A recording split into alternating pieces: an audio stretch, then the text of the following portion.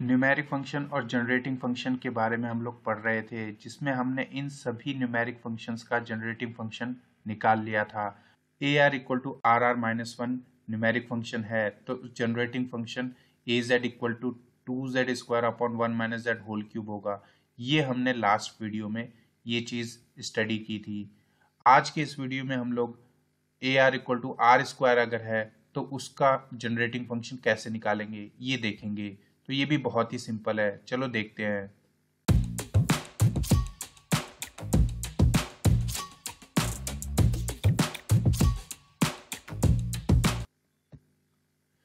Simply ये हमारा generating function होता है summation R running from zero to infinite of A R Z rest to the power R. अब presently A R की value R square है, तो इसको यहाँ पे सब्सटीट्यूट कर देते हैं। हमारे पास R square Z rest to the power R आ जाएगा। आर स्क्वायर को हमें मॉडिफाइड वे में लिखना पड़ेगा, जिसका जनरेटिंग फंक्शन हमें पता है उस एक्सप्रेशंस में। जैसे कि आर स्क्वायर को मैं लिख सकता हूँ R R minus one plus R. अब मैं इन दोनों को सेपरेट कर लेता हूं, तो R R minus one Z rest to the power R plus R Z rest to the power R. अगर आप इन दोनों टर्म्स पे फोकस करेंगे तो आपको पता चलेगा कि ये ए आर प्रेजेंटली इस एक्सप्रेशन के लिए this is your A R numeric function, और इस वाले जनरेटिंग फंक्शन के लिए ये आपका ए आर है। सो अगर numeric function R R minus one है तो हमारे पास जो जनरेटिंग फंक्शन होगा वो ये होगा two Z square upon one minus Z whole cube. और अगर A R equal to R है, मतलब अगर न्यूमेरिक फंक्शन आर है, तो उसका generating function Z upon one minus Z whole square होगा। यही दो एक्सप्रेशन को यहाँ पर यूज करना है, और उसके बाद सिंपल सा कैलकुलेशन है, एलसीएम लेके हमारा रिजल्ट यहाँ पे आ जाएगा Z one plus Z upon one minus Z whole cube. ये हमारा रिजल्ट आ जाएगा। तो इसका मतलब अगर A R equal to R square है तो इसका जनरेटिंग फंक्शन क्या होगा, Z multiply by one plus Z upon one minus Z whole cube. ये उसी एक्सप्रेशन को निकालने का दूसरा तरीका है A R equal to R square का। अब इसमें हम जो जनरल प्रोसेस यूज कर रहे थे एक्सप्रेशन निकालने का वही करेंगे। तो अप्रोच इसमें यही होने वाला है कि मैं कोशिश करूंगा कि अगर z raise to the power r अगर टर्म है तो इसकी कोएफिशिएंट में r स्क्वायर हो जाए, तो वो पॉसिबल कैसे हो पाएगा। तो देखो अप्रोच क्या होने वाली है। पहले मैं डिफरेंशिएट करूंगा इसको विद रेस्पेक्ट टू z, तो ये आ जाएगा हमारे पास। बट अगर मैं इसको वापस डिफरेंशिएट करता हूं तो मल्टीप्लिकेशन में आ जाएगा आर आर माइनस वन, जो कि मुझे नहीं चाहिए। मुझे चाहिए जेड आर स्क्वायर। इसका मतलब इस एक्सप्रेशन को वापस से जेड से मल्टीप्लाई करना पड़ेगा, तो अपने पास एक्सप्रेशन आएगी R Z raise to the power R. Expression को हम डिफरेंशिएट कर देंगे with respect to Z again, तो यहाँ पे भी with respect to Z differentiate हो जाएगा। अब आप देखोगे तो ये जो एक्सप्रेशन है ये बनेगी R square Z raise to the power R minus one. अब वापस से इस एक्सप्रेशन को again we will multiply with Z, तो ये बन जाएगा R square Z raise to the power R. R square जो है वो कोएफिशिएंट में आना चाहिए किसके, Z raise to the power R के। तभी मैं कहूंगा कि ये हमारा ए आर है, मतलब न्यूमेरिक फंक्शन। और इसमें समेशन लगाएंगे R equal to zero to infinite, तो ये हमारा जनरेटिंग फंक्शन बन जाएगा।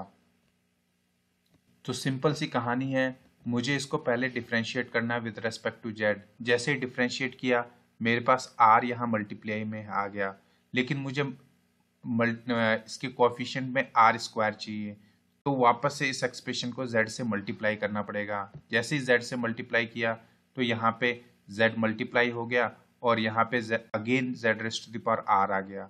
अब मैं वापस से इस एक्सप्रेशन को डिफरेंशिएट करूंगा विद रेस्पेक्ट टू z, ताकि ये r स्क्वायर वापस से बन जाए और z raise to the power r minus one यहाँ आ जाए। इस एक्सप्रेशन को भी मैं डिफरेंशिएट करूंगा with respect to z।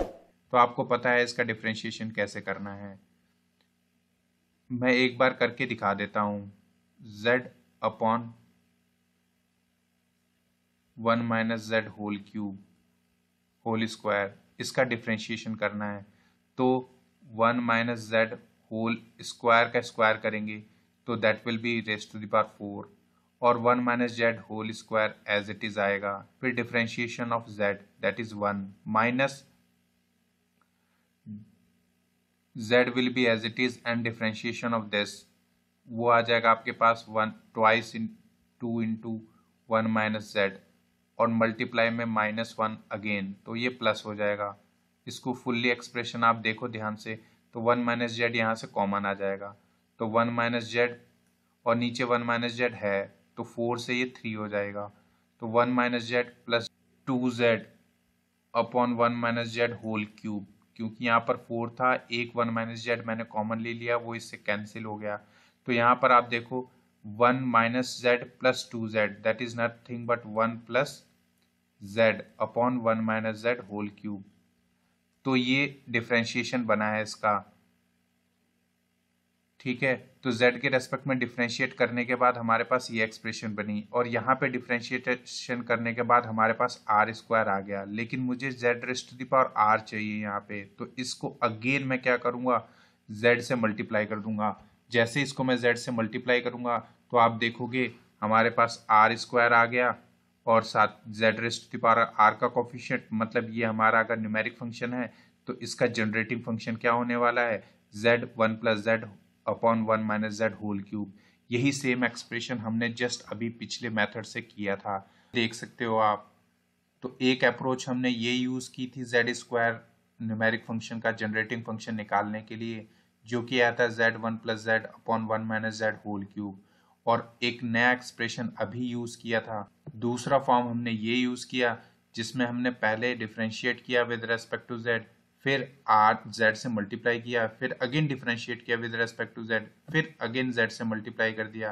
Z raise to the power R का जो कोफिशिएंट है ये आपका आर्थ टर्म ऑफ न्यूमेरिक फंक्शन है, और इसका राइट हैंड साइड में जो भी चेंजेस देखने को मिल रहे हैं, फाइनल जो रिजल्ट आएगा वही आपका जनरेटिंग फंक्शन होगा। अब इस एक्सप्रेशन को करते समय मेरे पास डिफरेंट जनरेटिंग न्यूमेरिक फंक्शन और जनरेटिंग फंक्शन बने हैं। अगर आप फोकस कर सको तो हर एक इक्वेशन में z raise to the power r के कोफिशिएंट पे फोकस करो।